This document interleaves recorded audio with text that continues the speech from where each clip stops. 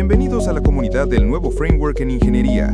Si están aquí, es porque comparten nuestra visión, dominar las bases de la ingeniería para liderar la innovación con inteligencia artificial. En esta sesión del curso de electrónica, daremos un paso crucial en ese camino, desentrañando el ADN de cómo se comunican los componentes dentro de un ordenador, una habilidad fundamental para cualquiera que aspire a diseñar el hardware del futuro.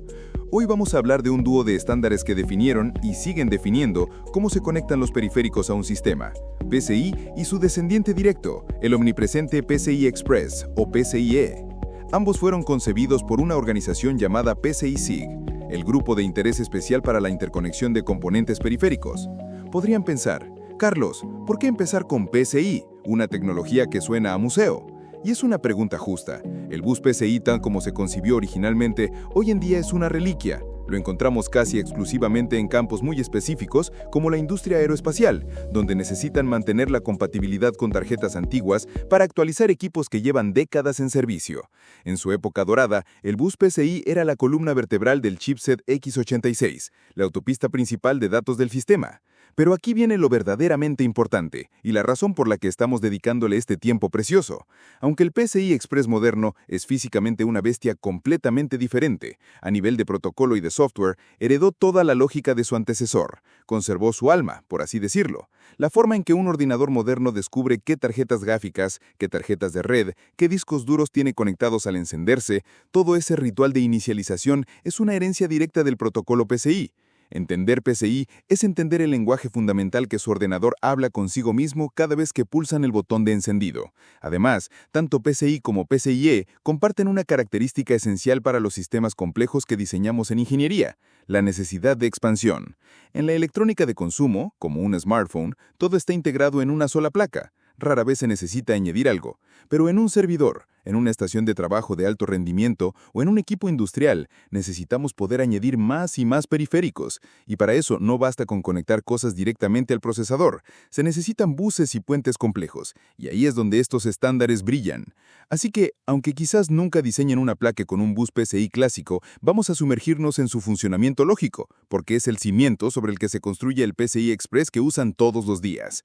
Pensemos en ello como estudiar latín para entender el español o el italiano. Las palabras han cambiado, pero la estructura gramatical subyacente sigue ahí. Vamos a empezar por el nivel más básico, la capa física, del bus PCI. Imagínenlo como de infraestructura de una ciudad antigua. A nivel físico, el bus PCI es lo que llamamos un bus paralelo síncrono. Paralelo significa que envía múltiples bits de datos a la vez, como una autopista con 32 o hasta 64 carriles. Síncrono significa que todas las operaciones están coordinadas por una señal de reloj común, como un semáforo gigante que dicta el ritmo de todo el tráfico. Utiliza señales CMOS de 3.3 voltios y funcionaba a velocidades que hoy nos parecen modestas, 33 o 66 MHz. En esta autopista no solo circulaban datos, tenía un conjunto de carriles llamado bus AD, que era multifuncional. A veces transportaba direcciones, es decir, ¿a dónde va esta información? Y otras veces transportaba los datos en sí.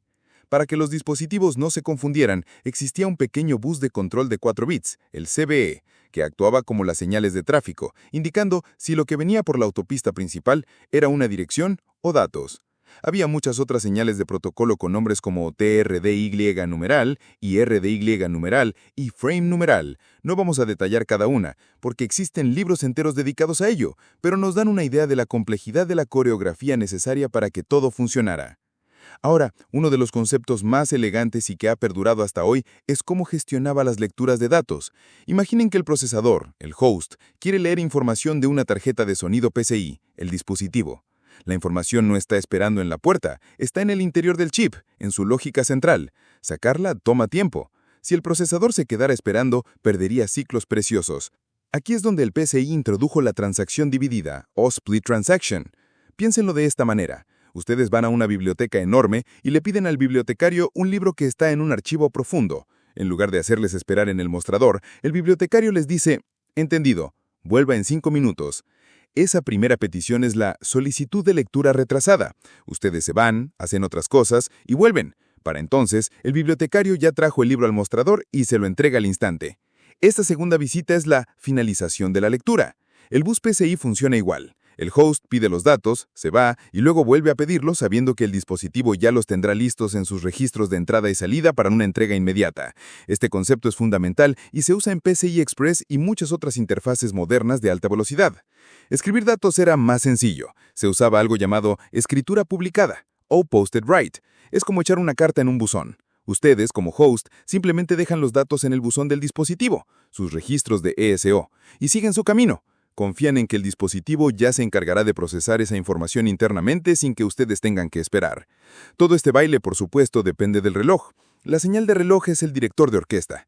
Tenía que llegar a cada dispositivo en el bus exactamente al mismo tiempo. Para lograrlo, los ingenieros de placas base tenían que diseñar las pistas de cobre que llevaban la señal de reloj con una longitud meticulosamente idéntica para cada dispositivo. Incluso el propio host recibía una copia de la señal de reloj ya distribuida, llamada reloj de retroalimentación, solo para asegurarse de que su propia referencia de tiempo estuviera perfectamente alineada con la de todos los demás. ¿Y qué pasa con las interrupciones? ¿Cómo le dice a un dispositivo al procesador, oye, necesito tu atención? El bus PCI definía 4 líneas de interrupción, INTA A, INTA B, INTA C e INTA D. Cada dispositivo en la placa se conectaba a una de estas 4 líneas. El problema es obvio. Si tienes más de 4 dispositivos, varios tendrán que compartir la misma línea de interrupción. Es como tener un timbre con 4 botones en un edificio de 20 apartamentos. Cuando suena el timbre A, el software del sistema, el conserje, tiene que ir y preguntar, ¿quién de los apartamentos conectados al timbre A ha sido? El BIOS de la placa base venía preprogramado sabiendo qué ranura o dispositivo estaba conectado a qué línea de interrupción para poder resolver este acertijo. Bien, hemos visto los músculos y los huesos del bus PCI. Ahora vamos a lo realmente fascinante, a su cerebro, la capa lógica y de software. Este es el legado que perdura. Cuando encienden su ordenador, antes de que vean el logo de Windows o de Mac OS, ocurre una ceremonia increíblemente compleja y rápida. El BIOS, el software fundamental de la placa base, cobra vida y su primera misión es hacer un inventario. ¿Qué hardware tenemos conectado hoy? Este proceso se llama enumeración de dispositivos PCI y funciona con un truco de hardware increíblemente ingenioso. En primer lugar, durante el diseño de la placa base, el ingeniero toma una decisión física. Para cada ranura o dispositivo PCI, conecta su pin llamado IDSL a una de las líneas del bus de direcciones y datos. Es una conexión física, un cortocircuito deliberado.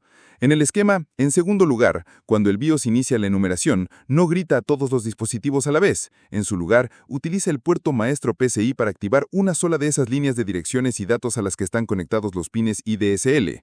Imaginen una fila de soldados, y cada uno tiene un cable conectado desde su hombro a un interruptor específico en un panel de control. El BIOS no dice «Atención todos», sino que pulsa el interruptor número 17. Solo el soldado que tiene el cable conectado a ese interruptor se pone firme.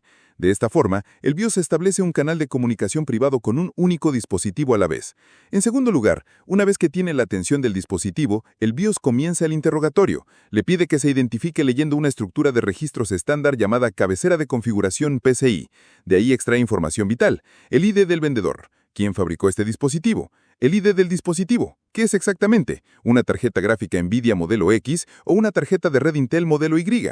Y lo más importante, ¿cuánta memoria necesita para funcionar? Con esta información, el BIOS actúa como un urbanista. Consulta el mapa de memoria total del sistema, busca un bloque de direcciones libre y lo suficientemente grande y le asigna esa parcela de memoria al dispositivo. ¿Cómo lo hace? Escribiendo la dirección de inicio de ese bloque en un registro especial del dispositivo llamado BAR o BAR, Basic Address Register. Finalmente, en quinto lugar, el BIOS activa los bits que habilitan el rango de direcciones e interrupciones en el dispositivo y ¡listo! Ese dispositivo está configurado y listo para funcionar. El BIOS entonces pasa al siguiente, activa otra línea AD, despierta otro dispositivo y repite el proceso hasta que todos han sido descubiertos e inicializados. Este valente hardware y software es exactamente el mismo que sigue utilizando PCIe. Entre esta jerarquía tenemos dos roles. El procesador o un chip puente actúa como el iniciador PCI. Es el que comienza las conversaciones. Los periféricos son los objetivos PCI, los que responden. Sin embargo, algunos periféricos avanzados, como controladoras de almacenamiento inteligentes, también pueden tomar la iniciativa y convertirse en iniciadores periféricos, capaces de mover datos por su cuenta sin que el procesador principal tenga que intervenir en cada paso. Para terminar, hablemos de la expansión. Un bus PCI individual tiene un límite. Puede soportar hasta 8 dispositivos, incluyendo el propio maestro local. ¿Qué pasa si necesitamos más? La solución es elegante. Usamos un chip llamado puente PCI a PCI. Piénsenlo como una regleta de enchufes. Si se quedan sin enchufes en la pared, conectan una regleta para obtener más. Un puente PCI a PCI se conecta como un dispositivo más al bus principal, pero su función es crear un bus secundario, completamente nuevo, con espacio para otros 8 dispositivos. De esta forma podemos crear una topología de árbol, con buses colgando de otros buses, permitiendo la construcción de sistemas enormemente complejos. Así que, para resumir, hemos viajado al pasado para entender el presente. Hemos visto que aunque la capa física del bus PCI con sus cables paralelos y relojes lentos es historia, su capa lógica es inmortal. El concepto de transacciones divididas para lecturas eficientes, el ingenioso método de enumeración usando los pines IDSL, la configuración a través de registros VAR y la arquitectura jerárquica con puentes, todo ello conforma el protocolo fundamental que permite a nuestros ordenadores modernos con sus ultrarrápidos buses PCIe saber quiénes son y cómo trabajar juntos. Al dominar estas bases, no solo están aprendiendo sobre un estándar antiguo, están descifrando el lenguaje oculto que orquesta la sinfonía de hardware dentro de cada máquina. Una habilidad indispensable para diseñar los sistemas inteligentes que definirán nuestra nueva era.